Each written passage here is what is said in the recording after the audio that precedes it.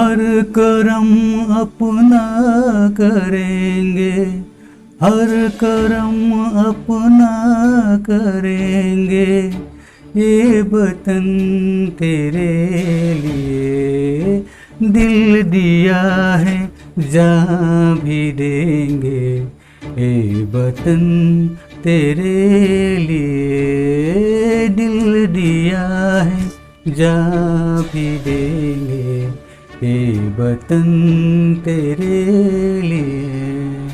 नमस्कार बंधुসকল, मैं नीरव जुनाके आज एक नतुन भिडिओ आपलोকৰ ওচৰলৈ আহিছোঁ। আজি স্বাধীনতা দিৱস। আজিৰ দিনটোতে আমাৰ ভাৰতবৰ্ষ স্বাধীনতা লাভ কৰিছিল। গতিকে এই দিনটোত মই সকলোলৈকে শুভেচ্ছা জনালোঁ।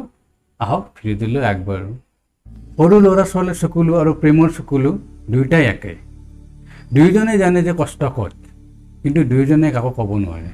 এইটো সঁচা যে পানীত সাঁতোৰাজনেহে ডুব যায়, কিন্তু পাৰত ৰৈ থকাসকলে ডুব নাযায়। আৰু এইটো সত্য যে যিসকলে পাৰত থাকে তেওঁলোকে কেতিয়াও সাঁতুৰিব শিকিব নোৱাৰে। মানুহবোৰ কিমান চতুৰ চোৱাচোন। তেওঁলোকে অধিকাৰ মনত ৰাখে, কিন্তু কৰ্তব্য পাহৰি যায়।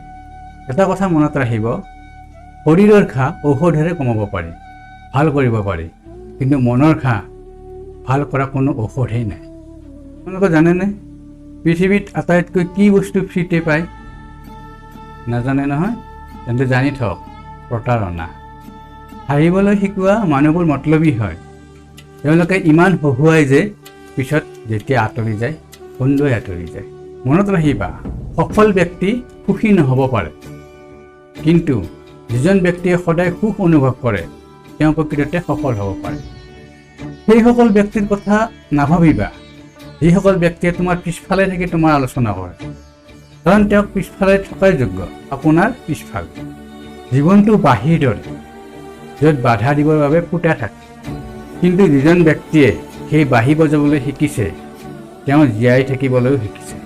আপোনালোকে জানেনে, সৰু সৰু কথাবোৰ যদি মনৰ ভিতৰতে ৰাখে, কাকো যদি নকয়, তেতিয়া সম্বন্ধবোৰ লাহে লাহে ঠুনুকা হৈ পৰে।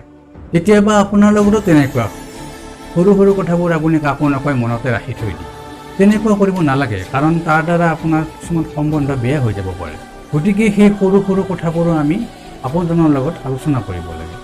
যদি কেতিয়াবা ডাঙৰ কিবা এটা পোৱা, তেন্তে সৰুবোৰক পাহৰি নাযাবা, কাৰণ বেজীয়ে যিটো কাম কৰিব পাৰে সেইটো কাম তৰোৱালে কৰিব নোৱাৰে।